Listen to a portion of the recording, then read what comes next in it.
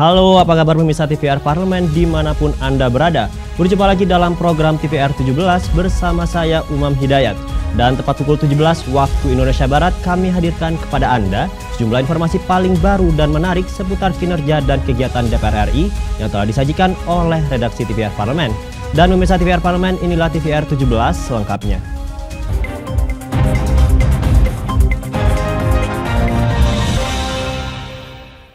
Dalam pelaksanaan tugas dan fungsi kedewanan, terutama memasuki tahun politik menjelang pemilu, DPR RI berharap seluruh anggota DPR dan DPD RI memiliki sikap toleransi serta kedamaian.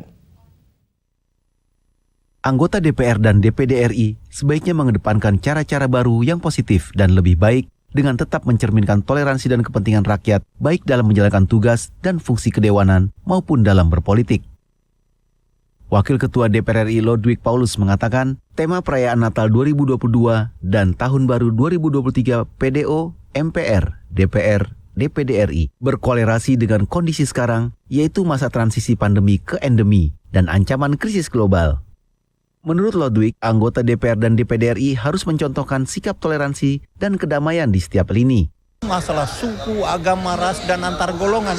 Nah ini saya katakan itu tidak boleh terjadi lagi. Mari kita bangun toleransi sehingga ke depan ya kita menghadapi tahun 2023 dan menyongsong 2024 ke era pemilu ya. Kita penuh kedamaian pada gilirannya. Apa sih yang kita cari? Ya kembali lagi semuanya untuk kesejahteraan rakyat. Sementara Ketua Panitia Perayaan Natal 2022 dan Tahun Baru 2023 PDO, MPR, DPR, DPD RI, Willy Yosef mengungkapkan sikap kasih, kerendahan hati, dan tidak memaksakan kehendak pribadi maupun golongan sebaiknya menjadi prinsip anggota DPR dan DPD RI dalam menjalankan tugas. Betapa diperlukan satu kebersamaan dalam kita menghadapi tahun politik ini. Artinya kita harus menjaga kebersamaan, persatuan, kemudian toleransi, dan juga tentu juga kasih. Maka oleh karena itu kami tahu bahwa jalan yang terbaik ya atau jalan lain yang terbaik itu adalah bagaimana kompromi. Nuki dan Teguh, TVR Parlemen melaporkan. Pelantikan 71 CPNS menjadi PNS Sekjen DPR diharapkan memberikan manfaat bagi bangsa dan negara Indonesia. PNS yang baru saja dilantik juga diharapkan dapat segera bekerja serta melakukan perubahan yang membawa kebaikan sebagai bentuk pengabdian bagi negara.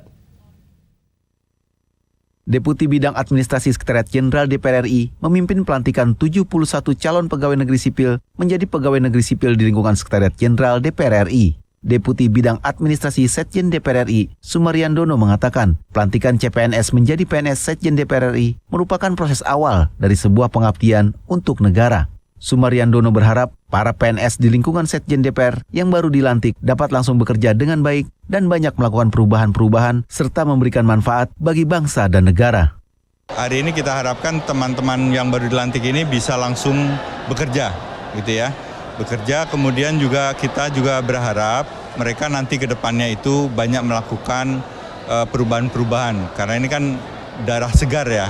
Darah segar yang kita harapkan bisa banyak memberikan kontribusi kepada kesekjenan DPR RI.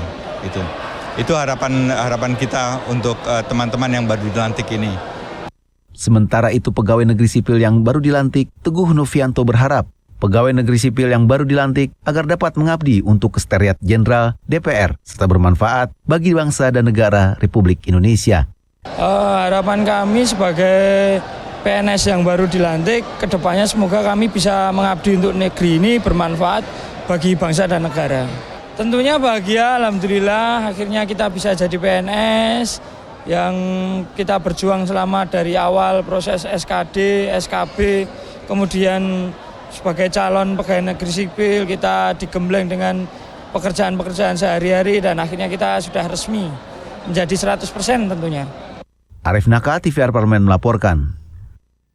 Dalam rangka peningkatan hubungan kerjasama dengan Uzbekistan di sektor pariwisata, pimpinan DPR RI berharap masyarakat Indonesia khususnya umat muslim yang akan berangkat umroh atau haji menjadikan kota di Uzbekistan sebagai salah satu destinasi wisata.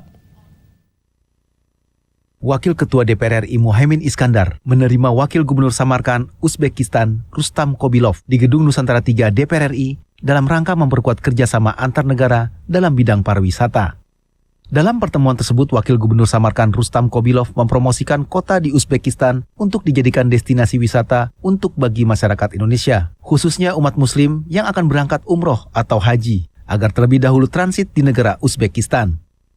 Wakil Ketua DPR RI Muhaimin mengatakan, Uzbekistan dapat dijadikan opsi pilihan wisata religi bagi umat muslim Indonesia, karena saat ini Uzbekistan telah membangun fasilitas bagi pariwisata mancanegara.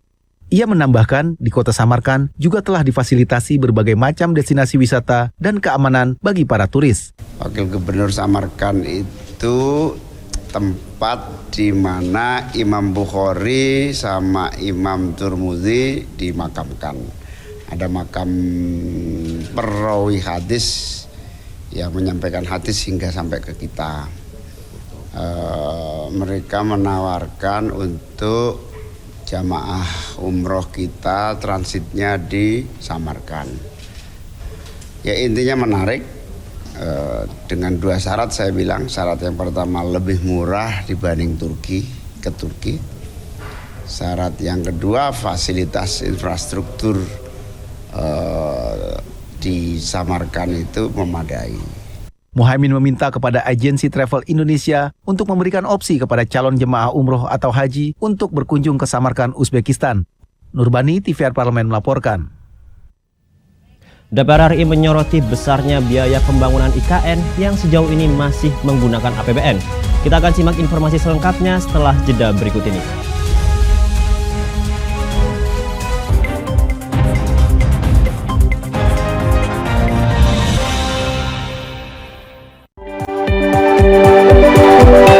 Perempuan Parlemen mengungkap sisi kehidupan pribadi anggota DPR RI.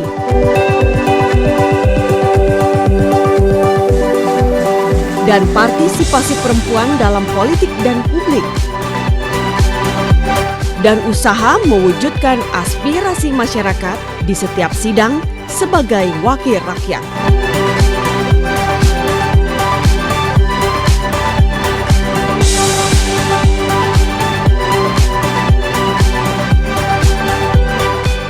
Keseharian dalam keluarga.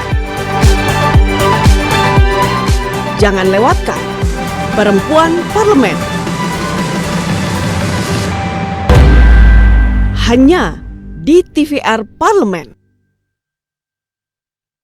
Utang-utang dulu saya. Mereka yang tidak cukup paham teredukasi bagaimana menyuarakan aspirasi demi memperoleh jawaban. Sini ditambang untuk seperti itu, warga sini tidak mengizinkan. Sebab apa itu menyangkut isi perut kami semua. Hadir menelisik mulai dari hulu ke hilir. Mengapa? Nah, kalau kita telusuri kenapa banjir ini hampir setiap terjadi. Hingga menemukan apa yang belum terkuak secara nyata. Kan kabeh niku sedulur, Pak. Nek kula ngrencangi mriki, mesti mriki gelo, nek kula ngrencangi mriki mesti mriki gelo. Nggih kedah adil wae, Pak, tengah-tengah. Menghadirkan peran anggota DPR RI demi mendapatkan solusi. Saksikan Suara Dapil, Senin sampai Jumat pukul 10 waktu Indonesia Barat, hanya di TVR Parlemen. DPR RI memiliki fungsi diplomasi dalam menjalankan politik luar negeri sesuai dengan pasal 116 Undang-Undang MD3. Kontribusi aktif BKSAP DPR RI memainkan peranan penting dalam memenangkan persaingan global melalui IPU, IPA, IPPF, AIPA, dan PUIK. BKSAP memiliki komitmen yang tinggi dalam krisis kemanusiaan dunia. Fungsi diplomasi dijalankan untuk mendukung upaya pemerintah dalam melaksanakan politik luar negeri.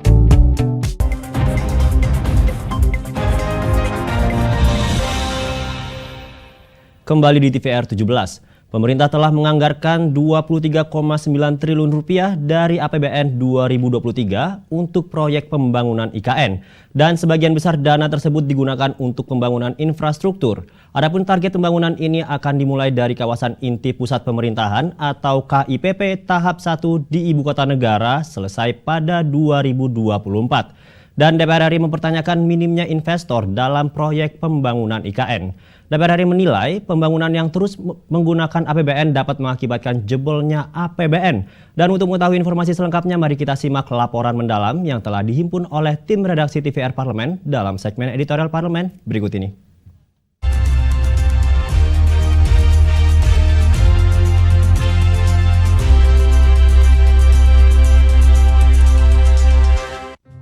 Pemerintah terus mengakselerasi pembangunan IKN Nusantara di 2023 ini dengan total anggaran sebesar 24 triliun rupiah. Hingga kini, progres pembangunan IKN sudah meliputi land development, jalan logistik, jalan tol, kantor, dan hunian. Sebanyak 16.000 pekerja konstruksi akan memasuki IKN Nusantara pada Februari hingga Maret 2023 dan akan menghuni 22 rumah susun. Persiapan pengembangan lahan pun terus dilakukan, terutama di kawasan inti pusat pemerintahan yang masuk dalam pembangunan tahap pertama hingga 2024. Pembangunan IKN diharapkan tidak menimbulkan dampak buruk pada lingkungan dan mampu memberikan nilai ekonomis bagi masyarakat sekitar. Kementerian PUPR berencana akan membangun 36 unit rumah menteri di IKN dengan total anggaran sebesar 520 miliar rupiah. Melalui skema multi-years contract 2022-2024 dengan anggaran sebesar itu, diperkirakan harga rumah menteri di IKN berkisar 14,4 miliar rupiah per unitnya. Menanggapi rencana tersebut, anggota Komisi 5 DPR RI Muhammad Aras menilai urgensi pembangunan rumah menteri di IKN belum menjadi prioritas. Menurutnya, pemerintah harus mendahulukan pembangunan infrastruktur ketahanan pangan di daerah penyangga IKN. Iya sih, kalau mendengar namanya saja rumah untuk para menteri senilai 14 miliar, ya ini kan kita lihat bahwa kemanfaatan dan kegunaannya dulu.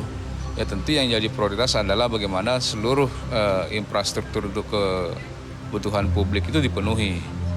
Ya setelah kebutuhan publik ini terpenuhi, barulah kita untuk kebutuhan-kebutuhan pendukung, termasuk perumahan menteri, termasuk kalau misalnya anggota DPR juga mau difasilitasi, ya saya pikir ya itu sebagai pejabat negara wajar-wajar saja. Tetapi waktunya belum terlalu pas untuk saat ini. Sementara kita mengupayakan anggaran yang ada betul-betul untuk mendukung infrastruktur yang akan segera direalisasikan di sana. Anggota Komisi 5 DPR RI Suryadi Jayapurnama juga menyoroti satuan harga yang tidak wajar dalam pembangunan rumah jabatan menteri dan pembangunan rumah susun untuk ASN. Semestinya, besarnya biaya barang dan jasa harus disesuaikan dengan standar yang telah ditetapkan pemerintah. Kalau kita lihat kebutuhan real dari masyarakat kita pasca pulih dari pandemi, tentu yang dibutuhkan adalah bagaimana meningkatkan kesejahteraan, pembangunan itu harus berbasis padat karya gitu ya. Nah, tetapi anggaran yang untuk 2023 dan di akhir 2022 memang cukup besar terserap untuk pembangunan IKN. Salah satunya adalah pembangunan rumah dinas menteri dan juga untuk istana. Bahkan nilai satuan untuk per unit dari rumah menteri ini juga cukup besar ya, nilainya belasan miliar. Dan saya kira ini nanti perlu kita dalami gitu supaya standar protokoler rumah jabatan menteri itu, menteri atau pimpinan lembaga dan kementerian ini seperti apa supaya itu sesuai dengan mekanisme dan peraturan perundang-undangan. Gitu.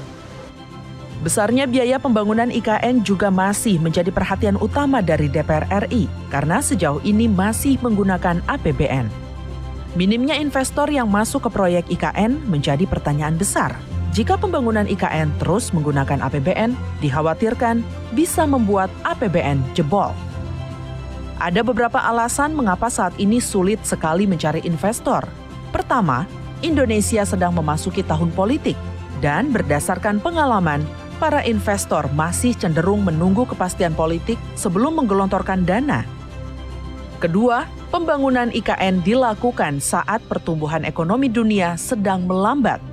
Dan yang terakhir, belum adanya payung hukum yang jelas terkait pembiayaan IKN. Berkaca dari hal tersebut, rencana pemerintah melakukan pembangunan IKN sesuai dengan target tidaklah mudah. Butuh perhitungan dan keberanian untuk memulai pembangunan. APBN memang bisa menjadi langkah awal untuk membangun IKN. Namun, sampai kapankah APBN kita bisa bertahan?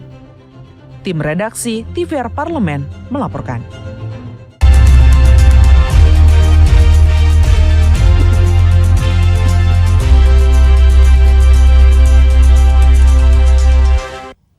Indonesia mengutuk keras aksi pembakaran kitab suci Al-Quran oleh Rasmus Paludan, politisi Swedia, dan aksi penistaan kitab suci ini telah melukai dan menodai toleransi umat beragama. Saksikan informasi selengkapnya, untuk itu jangan kemana-mana, tetaplah di TVR 17.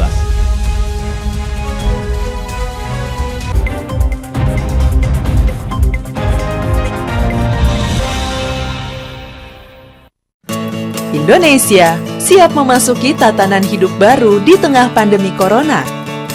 Apa kita sudah paham persiapan dan protokol kesehatan yang harus dilakukan di lingkungan kerja? Pastikan kondisi tubuh sehat saat berangkat ke kantor.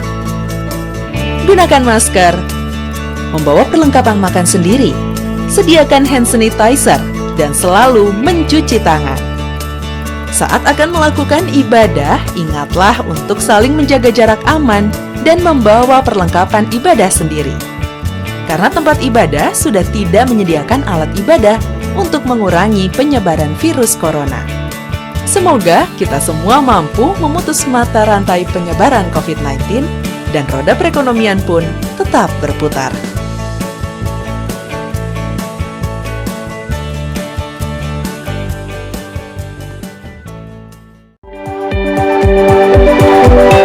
Perempuan Parlemen mengungkap sisi kehidupan pribadi anggota DPR RI.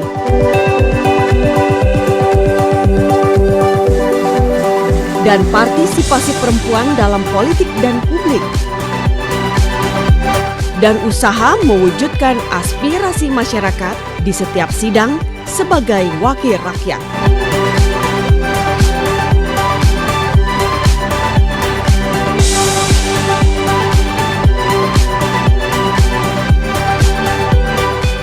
Keseharian dalam keluarga.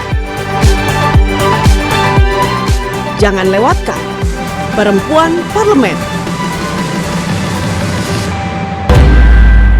Hanya di TVR Parlemen.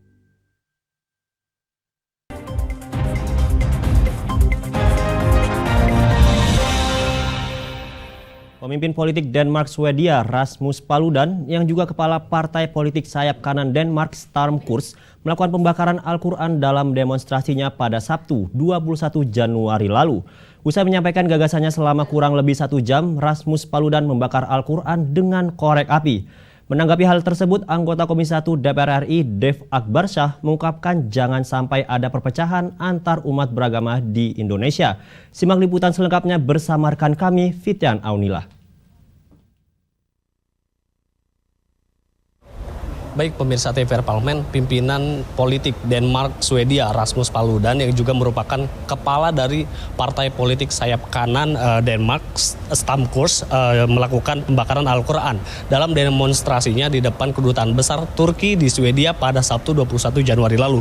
Aktivis anti-Islam Rasmus Paludan juga bersumpah akan melakukan aksi serupa hingga Swedia dan Finlandia mendapatkan dukungan dari Turki untuk bisa bergabung dengan aliansi militer Pakta Pertahanan Atlantik Utara atau NATO. Nah, tentunya aksi tersebut menuai kecaman keras dari dunia internasional termasuk Indonesia. Karena aksi tersebut dinilai telah menodai toleransi beragama. Nah, Kementerian Luar Negeri Republik Indonesia juga telah memanggil Duta Besar Swedia untuk Indonesia yaitu Marina Berg untuk menyatakan kutukan dan kekecewaan atas pembakaran Al-Quran. Kemenlu dalam pertemuan tersebut juga mengaku sudah meminta kepada pemerintah Swedia untuk tidak kembali mengulang aksi tersebut. Nah, untuk mengetahui tanggapan dari DPR RI, di samping saya sudah ada salah satu anggota dari Komisi 1 DPR RI, yaitu Bapak Dev Akbarsyah Fikarno dari fraksi Partai Golkar.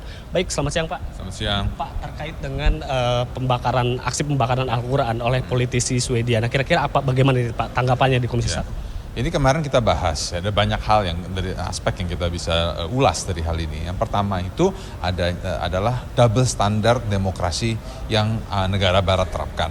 Nah, di satu sisi ketika melakukan hal-hal segini seperti penghinaan membakar kitab suci Al-Quran, lalu penghinaan Nabi Muhammad, terus juga penghinaan terhadap agama Islam, itu kan sangat amat melukai dan membuat amarah kepada kita umat muslim.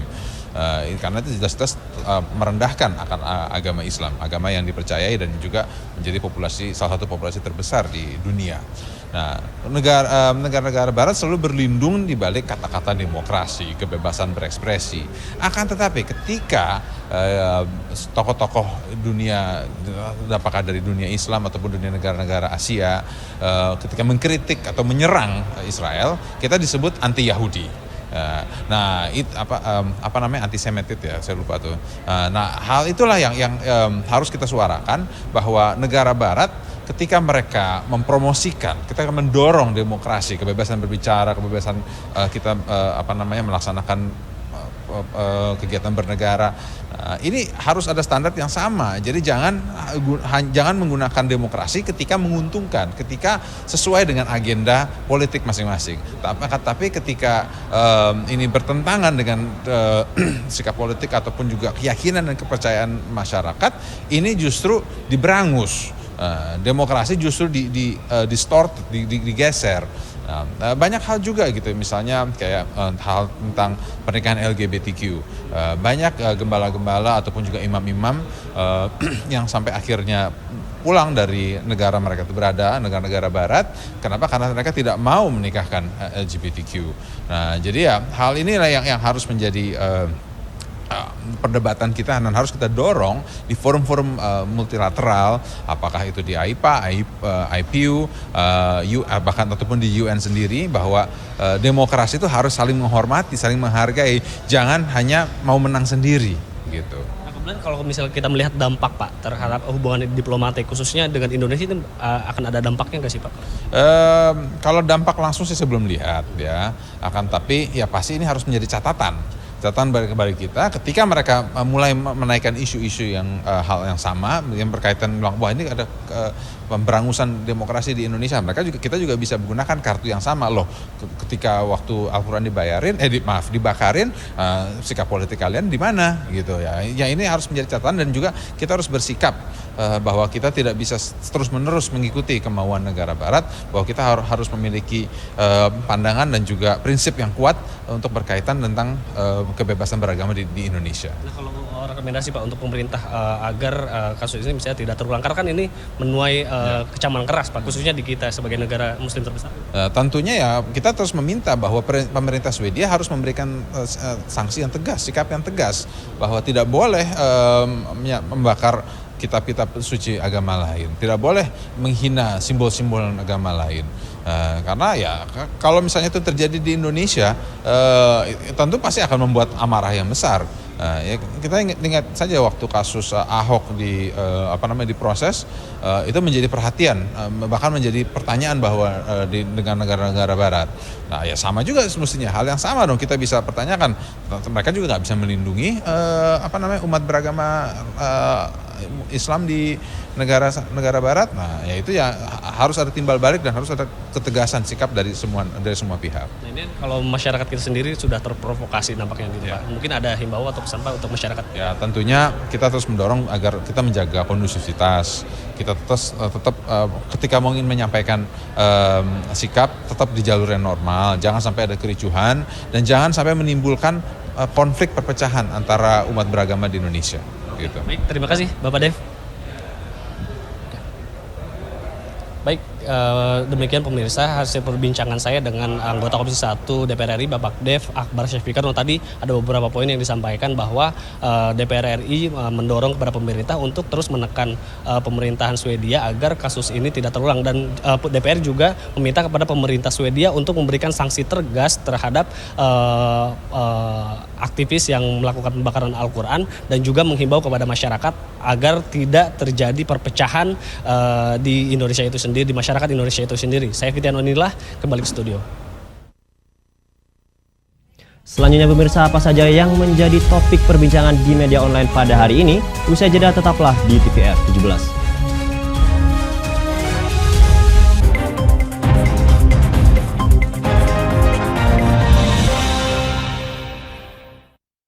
Utang-utang dulu saya.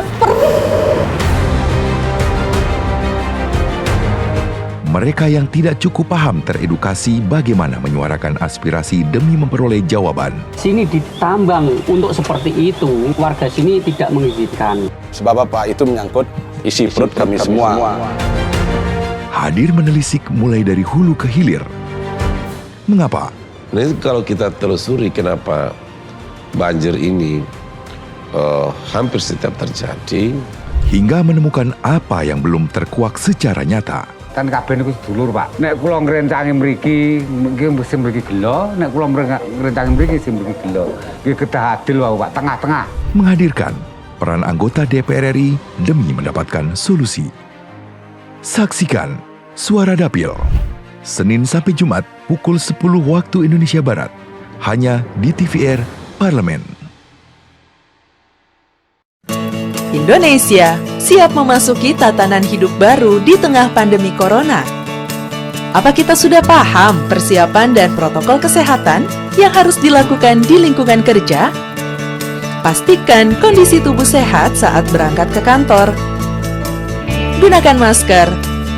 Membawa perlengkapan makan sendiri. Sediakan hand sanitizer dan selalu mencuci tangan. Saat akan melakukan ibadah, ingatlah untuk saling menjaga jarak aman dan membawa perlengkapan ibadah sendiri. Karena tempat ibadah sudah tidak menyediakan alat ibadah untuk mengurangi penyebaran virus corona. Semoga kita semua mampu memutus mata rantai penyebaran COVID-19 dan roda perekonomian pun tetap berputar.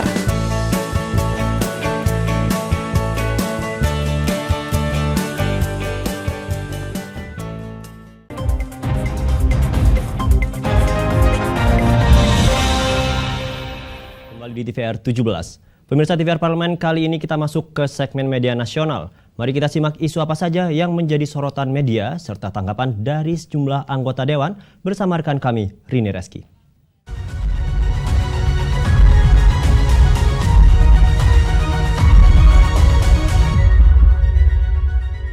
Terima kasih Umam dan selamat sore pemirsa. Pemirsa, mari kita simak apa saja yang menjadi headline di media online pada hari ini. Nah, pemirsa, berita pertama tentunya mengenai COVID Kraken yang muncul di Tangsel. Dan di sini pemirsa, anggota DPR RI meminta vaksin booster digeber. Kita lihat di sini pemirsa. Ya. Dari beberapa media tentunya yang terbit pada hari ini dan di sini berkomentar anggota Komisi 9 DPR RI yaitu Rahmat Handoyo yang meminta warga untuk segera melakukan vaksinasi booster kedua menyusul munculnya kasus COVID-19 varian Kraken di Tangerang Selatan atau Tangsel. Tentunya pemirsa, langkah ini dinilai sebagai upaya untuk mempersiapkan diri apabila virus varian baru ini menyebar. Dan di sini legislator PDIP Dapil Jawa Tengah tersebut juga mendorong warga untuk segera menuju fasilitas kesehatan dan mengikuti vaksinasi booster kedua, apalagi bagi warga yang belum divaksin booster pertama. Dan pemirsa, kendati demikian tentunya Rahmat mengimbau masyarakat agar tidak panik dengan munculnya varian Kraken ini. Sebab menurutnya di sini mutasi virus merupakan hal yang wajar. Sebelumnya pemirsa, Kementerian Kesehatan melaporkan temuan kasus konfirmasi subvarian Omikron XBB 1,5 atau Kraken di Tangerang Selatan dialami seorang warga penerima vaksin COVID-19 dosis ketiga. Di sini pakar epidemiologi dari Universitas Griffith Australia yaitu Diki Budiman bicara mengenai potensi masalah serius yang bisa ditimbulkan dari corona varian Kraken. Dan dirinya menyebut salah satunya ialah long COVID. Nah, pemirsa di rumah siapa nih yang belum mengikuti vaksin booster pertama? Tentunya harus mengikuti vaksin booster pertama untuk kita bisa memulai vaksin booster kedua. Karena saya pun juga nanti akan mulai dengan booster yang kedua dengan adanya COVID varian Kraken yang terbaru ini ya pemirsa ya. Nah baik pemirsa, berita selanjutnya yang juga menjadi headline di media online yaitu Komisi 6 DPR RI yang sebut pemerintah gagal selesaikan akar masalah minyak goreng. Kita lihat lagi di sini pemirsa. Ya, tentunya media dari beberapa portal media yang terbit pada hari ini, di sini kasus kelangkaan dan juga tingginya harga minyak goreng kembali terulang. Alih-alih menyelesaikan akar masalahnya, di sini pemerintah hanya sibuk mengatur sisi hilir atau pemasaran akhir. Dan di sini berkomentar anggota Komisi 6 DPR RI yaitu Amin Aka yang mengaku heran kelangkaan minyak goreng murah kembali terulang. Lagi-lagi masyarakat menengah bawah, terutama pelaku usaha mikro dan kecil atau UMK, menjadi korbannya.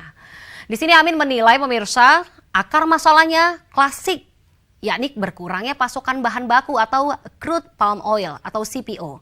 Tentunya kelangkaan pasokan CPO seharusnya tidak terjadi apabila pengusaha sawit mematuhi kewajiban penyediaan domestic market obligation atau DMO. Dan di sini pemirsa, Amin juga menambahkan peraturan Menteri Perdagangan atau Permendak nomor 49/2022 tentang tata kelola program minyak goreng rakyat mewajibkan pelaku usaha sawit untuk menyediakan DMO CPO sebesar 450.000 ton per bulannya. Tentunya sementara itu kebutuhan CPO untuk minyak goreng di dalam negeri sekitar 300.000 ton per bulan. Karena menurutnya di sini jika aturan Permendak tersebut dilaksanakan dengan baik, pasokan CPO seharusnya lebih dari cukup. Bahkan tersedia cadangan yang bisa digunakan jika sewaktu-waktu terjadi lonjakan kebutuhan. Iya baik pemirsa, itu tadi headline yang menjadi headline media online pada hari ini yang saya sampaikan untuk Anda pemirsa, yaitu mengenai COVID Kraken yang muncul di Tangerang Selatan. Juga anggota DPR RI yang meminta vaksin booster digeber dan Komisi 6 DPR RI yang menyebutkan pemerintah gagal selesaikan akar masalah minyak goreng kembali ke rekan umum. Terima kasih. Sekian dari saya Rina Reski.